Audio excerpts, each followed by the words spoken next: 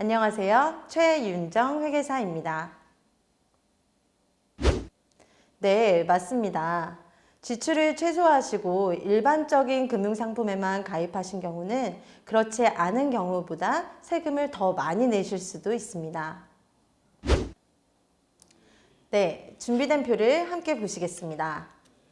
총급여 7천만 원의 근로자가 신용카드로 3천만 원을 지출하였고 연금 계좌에 400만 원을 납입한 경우를 살펴보시면 그렇지 않은 경우보다 93만 원의 세금을 절감하였습니다.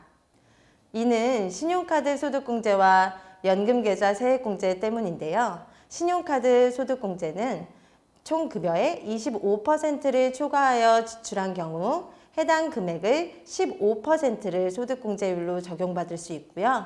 해당 소득금액의 소득세율 24%를 적용한 결과 총 45만 원의 세금 절감 효과를 가져왔습니다. 또한 연금계좌 세액공제는 연간 700만 원을 한도로 하여 납입액의 12%를 세액공제율로 적용받아 48만 원의 세금 절감 효과를 가져온 것입니다. 네, 정확히 하시네요. 신용카드 소득공제는 신용카드 사용액뿐만 아니라 체크카드, 제로페이, 그리고 현금 영수증 발행분에 대해서도 적용받으실 수 있는 부분입니다. 신용카드 사용분에 대해서는 15%의 소득공제율이 적용되고요. 그 외 결제수단으로는 그 두 배인 30% 소득공제율이 적용됩니다. 결제수단 차이에 따른 소득공제율 차이도 있지만 사용처에 따라서도 소득공제율이 조금씩 다른데요. 전통시장에서 결제를 하시거나 대중교통을 이용하시는 경우에는 40%의 소득공제율이 적용되고 그 외 문화 관련 지출에 대해서는 30%의 소득공제율이 적용됩니다.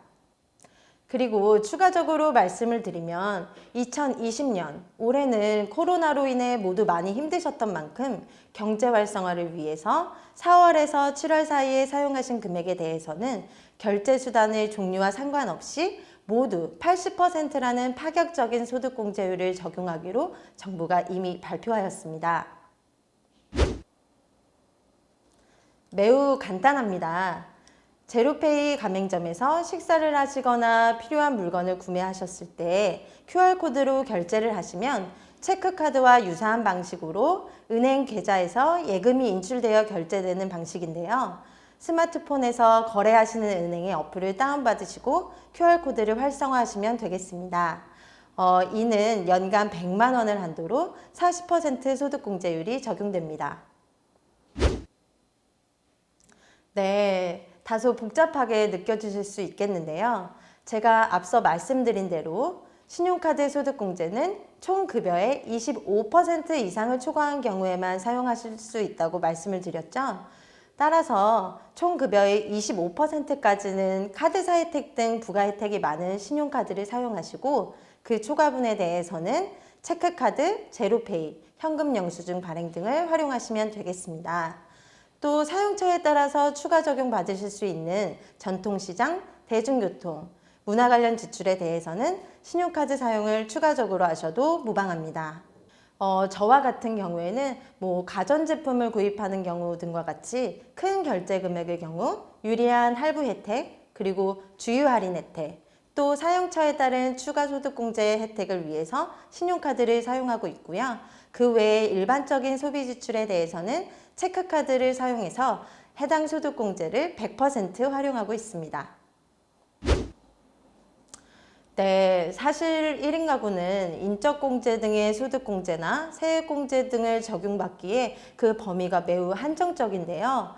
신용카드 소득공제는 60세 미만의 부모님이라 하더라도 소득이 없으신 경우라면 해당 부모님이 지출하신 신용카드 금액에 대해서 소득공제 받으실 수 있으니 이 부분도 챙겨서 적용받으시기 바랍니다. 과거에는 월세 세액공제를 받을 때 임대인의 동의가 필수적인 요건이어서 사실 공제를 적용받지 못하는 불편한 상황들이 많이 있었는데요. 최근에는 법 개정으로 인해서 월세 세액공제를 적용받으실 때 임대인의 동의가 필요하지 않습니다.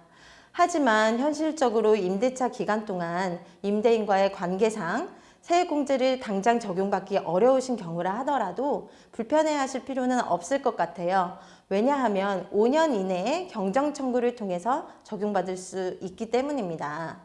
단, 전입신고 이후 기간에 지출한 월세액에 대해서만 세액공제를 적용받으실 수 있기 때문에 전입신고를 미루지 마시고 첫 번째 월세를 지급하기 이전에 미리미리 완료하시기 바랍니다. 그리고 추가적으로 말씀을 드리면 임대차 계약서상에 기재된 임대인의 명의의 계좌로 월세를 이체하셔야지만 적격증빙으로 구비되실 수 있습니다. 바로 주택청약 종합저축 소득공제인데요. 총급여 7천만 원 이하의 무주택 세대주만 적용받으실 수 있습니다. 연간 청약저축 납입액 240만 원을 한도로 해서 해당 납입액의 40%를 소득공제 적용받으실 수 있습니다. 매월 일정액을 납입해야 하는 경우뿐만 아니라 일시납으로도 적용이 가능하니 아직까지 청약저축에 가입하지 않으신 분들이 계시다면 올해가 가기 전에 꼭 가입하셔서 해당 소득공제도 적용받으시길 바랍니다. 1인 가구 중에서는 월세로 거주하시는 분들도 계시지만 전세로 거주하시는 분들도 계시죠.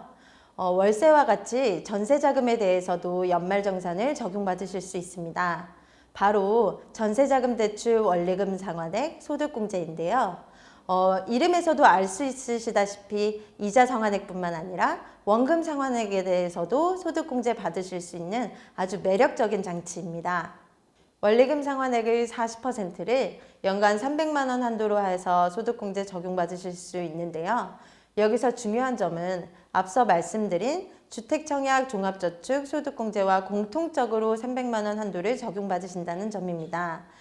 다시 말씀드리면 청약저축 소득공제를 통해서 96만 원을 소득공제 받으셨다면 공통 한도인 300만 원에서 해당 96만 원을 차감한 204만 원에 대해서만 소득공제를 적용받으실 수 있습니다. 첫째, 신용카드 소득공제 말씀드렸습니다. 총 급여의 25%까지는 부가 혜택이 높은 신용카드 사용하시고 초과분에 대해서는 체크카드, 제로페이, 현금 영수증 사용하시면 되겠습니다. 둘째, 월세 세액공제에 대해서도 말씀드렸습니다. 월세 세액공제 적용받으시려면 꼭 세대주로 등록하시고 전입신고도 게을리하시면 안 되겠습니다. 또 임대차 계약서 등 적격증빙도 꼭 챙겨주시기 바랍니다. 마지막으로 연금계좌나 주택청약 종합저축 가입액, 그리고 전세자금 대출 원리금 상환액 등 소득공제 등을 모두 연말정산에 반영하셔서 모두 절세미남, 절세미녀 되시기 바랍니다. 감사합니다.